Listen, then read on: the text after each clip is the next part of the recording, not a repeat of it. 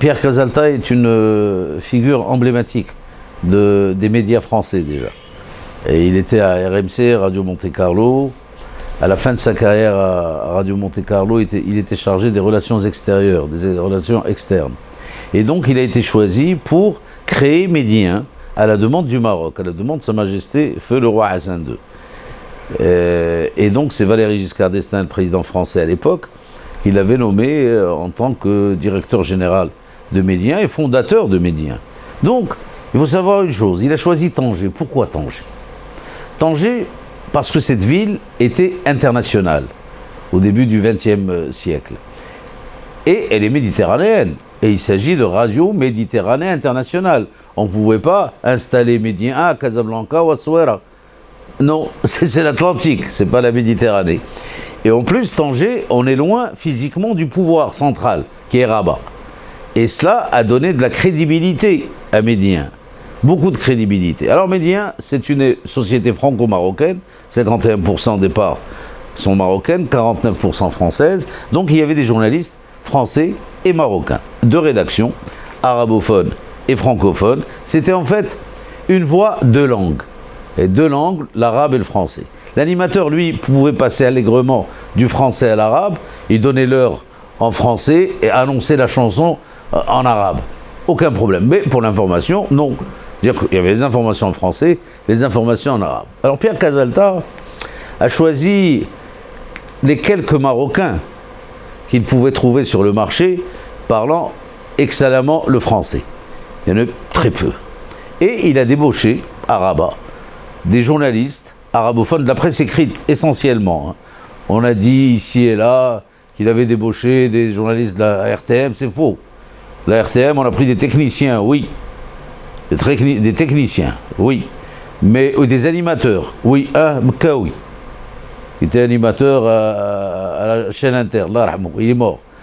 Mais le reste, c'était des journalistes arabophones, le Métar, l'Alam, enfin, des journaux arabophones de Rabat. Brahim El-Gharbi, Abdelkader Chabi, que Dieu ait son âme, Mustafa Sbaï, que Dieu ait son âme, l'Alam, et d'autres, et d'autres, et d'autres, et bien d'autres. Hassan Rachidi, le Métar, etc. Hassan Rachidi, ce fut le premier. Et donc, nous, les francophones, on était très, très peu nombreux. Il y avait beaucoup de journalistes français. Et ce qu'il faut savoir aussi, c'est que Pierre Casalta voulait faire de Medi 1 une radio maghrébine. Donc, il a formé non seulement des Français et des Marocains, mais également des Mauritaniens, des Tunisiens et des Algériens. Et là, je voudrais dire une chose toute simple. Pendant la guerre civile en Algérie, qui a duré durant la décennie 90, on a reçu énormément de journalistes algériens, arabophones et francophones qui étaient menacés de mort par le GIA. Et donc on les a reçus chez nous à Medi 1 et chez nous à Tanger.